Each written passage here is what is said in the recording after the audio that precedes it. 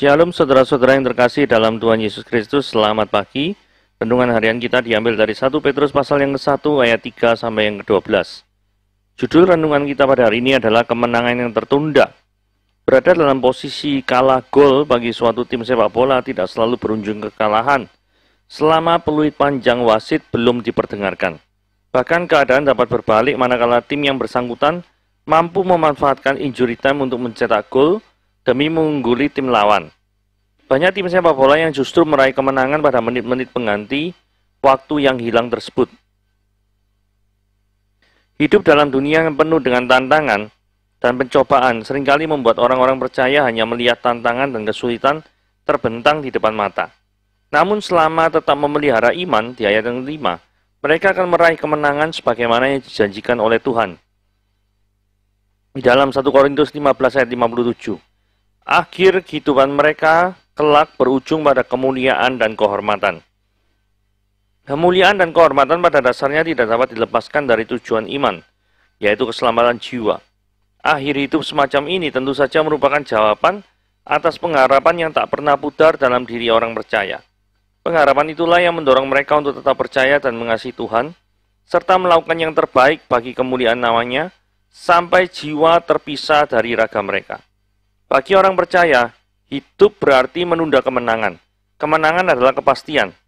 Pemahaman ini berangkat dari keyakinan bahwa gelar lebih dari pemenang telah melekat pada dirinya. Gelar itulah yang menandai pencapaian terbesar dalam hidupnya sebagai pengikut Kristus. Seorang pengikut Kristus menjalani hari demi hari untuk menyongsong kemenangan yang tertunda dalam hidupnya. Ya, judulnya renungan kita pada hari ini, karya terbesar Tuhan di dalam hidup Anda. Dan bagaimana Anda dapat membalas karya terbesar itu. Nah, mari kita baca 1 Petrus 1 ayat 3-12 ya. Terpujilah Allah dan Bapa Tuhan kita Yesus Kristus, yang karena rahmatnya yang besar telah melahirkan kita kembali oleh kebangkitan Yesus Kristus dari antara orang mati kepada suatu hidup yang penuh pengharapan, untuk menerima suatu bagian yang tidak dapat binasa, yang tidak dapat cemar, dan yang tidak dapat layu, yang tersimpan di sorga bagi kamu, yaitu kamu yang dipelihara dalam kekuatan Allah karena imanmu, sementara kamu menantikan keselamatan yang telah tersedia untuk dinyatakan kepada zaman akhir.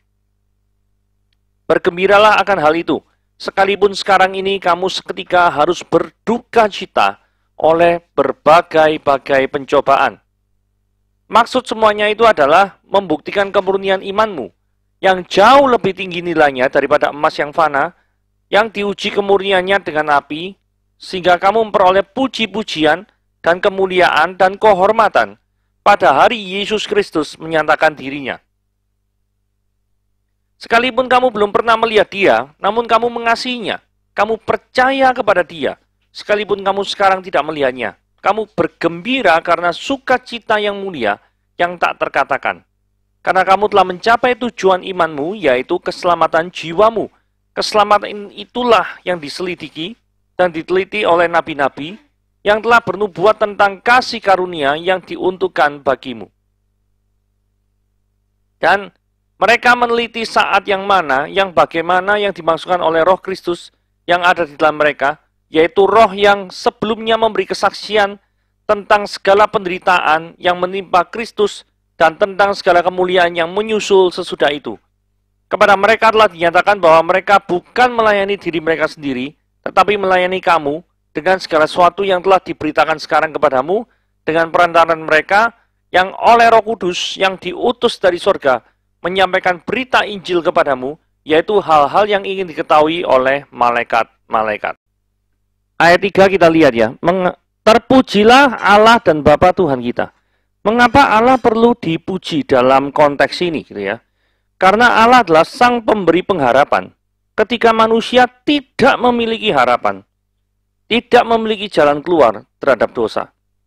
Jadi, jikalau Anda sekarang dalam kondisi yang terjepit, terus kemudian ada orang yang bisa memberikan jalan keluar, maka Anda pasti secara langsung ya, itu kamsya sama orang itu ya. Berterima kasih kepada orang itu. Betul tidak?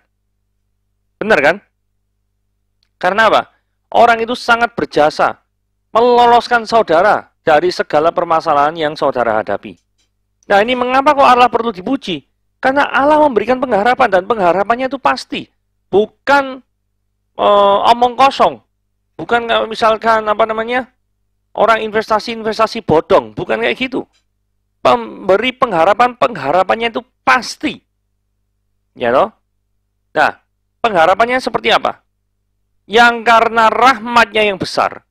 Jadi karena kalau bukan manusia, Allah yang mau jadi manusia di dalam diri Yesus Kristus, yang itu adalah merupakan jalan keluar bagi orang yang berdosa, maka pengharapan itu tidak pernah ada. Saya ulangi ya, jikalau tidak pernah ada inkarnasi, yaitu Allah menjadi manusia, maka pengharapan manusia akan bebas dari dosa, itu hal yang mustahil. Caranya bagaimana? Nah ini ya, melahirkan kita kembali. Konsisten dengan perkataan Yesus di Yohanes pasal yang ketiga ayat 3. Dikatakan, Yesus menjawab katanya, aku berkata kepadamu, sesungguhnya jika seseorang tidak dilahirkan kembali, dia tidak dapat melihat kerajaan Allah.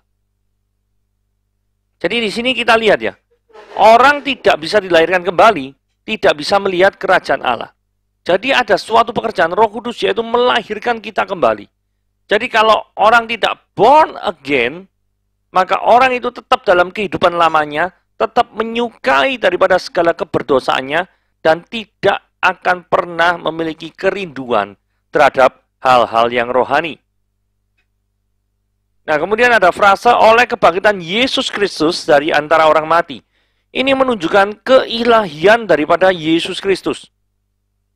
Membuktikan bahwa Kristus bukan sekedar omong saja dalam dunia ini. Kan bisa aja Kristus itu cuma ngomong tok, ngeklaim dirinya anak Allah, tapi bukan Allah. Ya toh? Tapi dari sini, Yesus Kristus bangkit dari antara orang mati. Itu adalah suatu fakta, bukan mitos. Ya. Kehidupan Kristus mengalahkan maut, yang menyebabkan adanya pengharapan bahwa kuasa maut telah dikalahkan. Tadi kan ujung-ujungnya gini, kenapa kok Allah perlu dipuji? Karena Allah memberikan jalan keluar atau pengharapan. Jalan keluar dari apa? Dari keberdosaan manusia, karena upah dosa adalah maut. Jadi kalau tidak ada pengharapan jalan keluar daripada Allah, maka manusia ini seluruhnya akan mati karena dosanya, akan mengalami maut. Nah, kehidupan Kristus, kebangkitan Kristus lebih tepatnya, itu adalah bukti Yesus mampu mengalahkan maut. Jadi Allah maut tidak akan berkuasa. Dan jikalau kita mempercayakan diri kita seperti Kristus, maka kita juga akan dibangkitkan dan tidak akan mengalami kematian sampai selama-lamanya. Nah, bagian yang kekal selamanya. Nah, 4 ya, untuk menerima suatu bagian yang tidak dapat binasa. Ya, ini pasti merujuk kepada hidup kekal ya. Bagian dari yang tidak dapat binasa. Masalahnya adalah, apakah hidup kekal itu dipandang berarti ya dalam kehidupan manusia sekarang ini? Karena seringkali manusia itu tidak memperdulikan adanya hidup kekal, ada apa enggak, ini tidak ngurus. Tapi lebih memperdulikan kondisi saat ini itu seperti apa. Karena mereka tidak memiliki iman untuk memandang ke depan. Bahwa ada kehidupan setelah kematian. Ada life after death. Itu mereka tidak percaya. Karena mereka tidak percaya, maka mereka memiliki cara pikir bahwa hidup ya untuk dunia ini. Hidup ya untuk di dunia ini tok. Tidak ada caranya kita tuh mempertanggungjawabkan nanti segala perbuatan kita pada Tuhan itu tidak ada. Karena Tuhan tidak kelihatan, maka saya tidak percaya Tuhan itu ada. Banyak orang berpandangan demikian kan. Itu adalah orang-orang yang ateis, ya. Ironinya manusia itu lebih suka, ya, menerima sesuatu yang dapat binasa. Dalam hal ini kekayaan, harta, jabatan, itu dapat binasa. Artinya dapat binasa apa? Ada waktunya di mana Anda itu tidak memegang jabatan itu, kekuasaan itu, atau uang itu, atau kekayaan itu. Tapi di sini firman Tuhan jelas. Engkau akan menerima suatu bagian yang tidak dapat binasa, hidup kekal. bukankah hidup kekal itu jauh lebih tinggi artinya daripada kekayaan yang saudara miliki. Karena kekayaan saudara memiliki, jikalau memang ada, misalnya ada kecelakaan, gempa bumi, atau kebakaran, semuanya akan musnah, binasa. Tetapi, hidup yang kekal itu tidak dapat dikalahkan oleh apapun, termasuk oleh maut. Ayat 5. Penyertaan Tuhan dalam hidup ini. Nah, ayat 5 ini luar biasa ya. Yaitu kamu ini kan merujuk pada orang yang percaya ya. Dikatakan gini, kalau orang yang sudah percaya kepada Tuhan, dikatakan dipelihara dalam kekuatan Allah. Jadi Tuhan itu tidak tinggal diam ketika kita memutuskan diri untuk percaya kepadanya. Justru Tuhan memelihara kehidupan kita dalam kekuatan tangannya. Loh, bukankah ini menunjukkan bahwa kepada siapa kita bersandar, itu adalah pribadi yang bertanggung jawab. Ada jeda waktu antara kondisi sekarang ketika Anda sudah beriman sekarang ini dengan kondisi nanti pada waktu zaman akhir di mana keselamatan itu dinyatakan. Nah, di dalam jeda waktu ini itu ada durasi hidup yang harus kita lalui sebagai orang percaya. Nah, banyak peristiwa di dalam durasi hidup ini, waktu antara kita menyatakan iman kita dan waktu ketika nanti ada zaman akhir, itu ada banyak berbagai penderitaan yang dialami oleh orang-orang yang percaya kepada Tuhan. Pertanyaannya adalah, kenapa kok selama durasi hidup itu, orang beriman itu mengalami penderitaan yang luar biasa? Ayat 7 menjawabnya ya. Maksud semuanya ini ialah untuk membuktikan kemurnian imanmu. Suatu iman itu bisa terbukti murni atau tidak, itu dengan adanya kesukaran. Itu adalah tujuan penderitaan yang dialami oleh orang Kristen. Memang secara logika, orang Kristen akan mengalami tekanan dalam hidupnya. Secara logika pasti. Hal ini disebabkan karena adanya prinsip hidup atau cara pandang yang berbeda antara orang yang berdosa dengan Christian worldview, cara pandang Kristen. Mau contoh? Misalkan ada orang non-Kristen memandang, oh iya, korupsi itu biasa.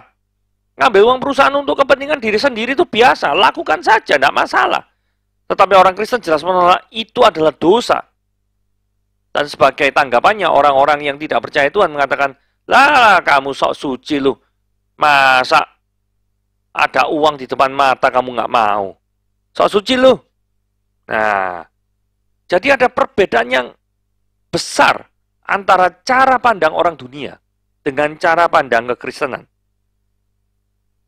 Nah, itulah sebabnya kondisi itu pun itu membuat situasi kan tadi tidak enak.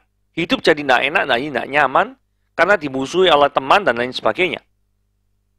Nah, kenapa kok seperti itu? Ya, karena mereka memiliki tujuan utama bagi mereka ya. Tujuan utama dalam hidup ini itu memperkaya diri sendiri. Dalam kasus contoh korupsi. Ya, kalau misalkan mereka ingin memperkaya diri sendiri, ya mungkin korupsi lah ya. Nah, cara memaknai hidup ini itu sudah berbeda. Bahkan berlawanan, tidak cuma berbeda, berlawanan dengan orang dunia pada umumnya. Jadi sudah tentu situasi ini akan membawa orang Kristen pada penderitaan. Hidup di tengah orang-orang yang mayoritas memiliki pandangan berdosa. Itu akan mendatangkan penderitaan tersendiri. Nah, ayat yang ke-8, 9, 10 ya. Keselamatan jiwa manusia. Ayat 8 itu menunjukkan sikap hidup yang menjadi konsekuensi logis bagi setiap orang yang percaya. Saudara perhatikan ayat 8-nya. Belum pernah melihat dia, namun kamu mengasihinya. Kamu percaya kepada dia, sekalipun kamu tidak pernah melihatnya. Kata belum pernah melihat, tidak pernah melihat, itu diulangi sampai 2 kali. Nah, ini menunjukkan bahwa kamu bisa percaya pada dia walaupun tidak melihat. Itu adalah tindakan iman, konsekuensi logis daripada iman. Itu seperti ini. Kamu bergembira karena sukacita yang mulia, yang tidak terkatakan. Saudara tidak melihat Yesus, tidak pernah melihat Yesus dalam seumur hidup, tetapi bisa merasakan kasih-Nya yang luar biasa. Dan ketika Anda merasakan kasih-Nya yang luar biasa, Maka Anda akan seperti dikatakan dalam ayat 8, bergembira karena sukacita mulia yang tidak terkatakan. Nah, ayat 9 ini menunjukkan kaitan antara iman dan keselamatan. Tujuan daripada imanmu, yakni keselamatan jiwa. Jadi ini yang paling penting ya. Yang perlu manusia dapatkan di dunia ini, yang paling penting itu bukan rumah senilai 5M, 4M, 10M itu bukan. Yang paling penting adalah ketika manusia berdosa di dunia ini, yang sudah cemar dosa ini, bertemu, encountering with God, bertemu, berjumpa bersama dengan Yesus. Itu yang paling penting. Momen yang tidak boleh tidak ada bagi orang yang berdosa. Jadi jikalau Anda yang sedang mendengarkan siaran ini, dan Anda belum percaya kepada Yesus adalah Tuhan dan Juru Selamat, maka saya mengundang Anda untuk percaya kepada Yesus sebagai satu-satunya Tuhan dan Juru Selamat yang mampu membebaskan Anda dari segala keberdosaanmu. Nah, ayat 10 dikatakan, keselamatan itulah yang diselidiki dan diteliti oleh nabi-nabi. Artinya apa? Keselamatan yang sedang kita bicarakan ini, karya terbesar yang sudah Tuhan lakukan 2000 tahun yang lalu di kayu salib. Itu bukan ujuk-ujuk atau tiba-tiba muncul. Tapi memang sudah direncanakan Allah sejak zaman perjanjian lama. Bahkan di dalam Efesus 1 ayat 4 dikatakan sejak dunia sebelum dijadikan. Nah, sekarang di ayat 11. Ini adalah peran Roh Kudus dalam meneliti firman Tuhan. Dan mereka, orang-orang itu ya, meneliti saat mana dan bagaimana yang dimasukkan oleh Roh Kristus yang ada di dalam mereka. Yaitu roh yang sebelumnya memberi kesaksian tentang penderitaan yang menimpa Kristus. Artinya gini ya, di dalam kita belajar firman Tuhan, meneliti firman Tuhan, kita harus melibatkan peran serta Roh Kudus. Tidak bisa belajar firman Tuhan dengan mengandalkan kemampuan diri sendiri. Maka pasti Anda akan gagal. Anda butuh di dalam belajar itu kekuatan daripada Roh Kudus. Roh Kudus akan memberikan pencerahan pada bagian-bagian yang membingungkan, yang kadang kita tidak ngerti. Nah, kadang orang tidak ngerti, nafsir-nafsir sendiri nanti jadi sesat. Asalkan kita tetap mau bersandar penuh kepada Dia, maka Tuhan akan memakai pikiran kita, mencerahkan pikiran kita. Ayat 12 dikatakan gini. Kepada mereka telah dinyatakan bahwa mereka bukan melayani diri mereka sendiri, tapi melayani kamu. Jadi artinya gini ya, belajar firman, mengandalkan Roh Kudus, itu semata-mata hanya supaya menjadi saluran berkat Tuhan untuk memberitakan Injil kepada orang-orang yang belum percaya, orang-orang yang masih hidup di dalam kegelapan. Ini dilakukan semuanya itu demi pelayanan kepada Tuhan. Nah, bagi saudara yang sudah percaya kepada Yesus, sudahkah Anda memberitakan Injil? Mungkin kepada teman sekerjamu, yang setiap hari engkau bertemu, atau kepada orang-orang di dalam rumahmu, kepada pembantumu mungkin, atau kepada siapapun anggota keluargamu yang belum percaya. Doakan mereka, beranikan kita untuk bicara memberitakan Injil kepada setiap daripada mereka. Tuhan Yesus memberkati.